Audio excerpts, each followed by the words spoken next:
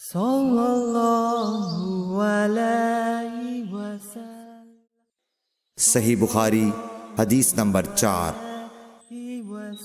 حضور اکرم صلی اللہ علیہ وآلہ وسلم نے وحی کے رک جانے کے زمانے کے حالات بیان فرماتے ہوئے کہا کہ ایک روز میں چلا جا رہا تھا کہ اچانک میں نے آسمان کی طرف ایک آواز سنی اور میں نے اپنا سر آسمان کی طرف اٹھایا۔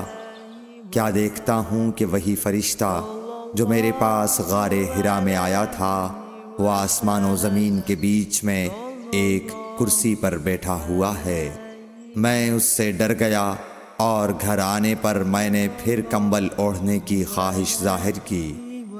اس وقت اللہ پاک کی طرف سے یہ آیات نازل ہوئیں، اے لحاف اوڑھ کر لیٹنے والے، اٹھ کھڑا ہو اور لوگوں کو عذاب الہی سے ڈرا، اور اپنے رب کی بڑائی بیان کر، اور اپنے کپڑوں کو پاک صاف رکھ اور گندگی سے دور رہ۔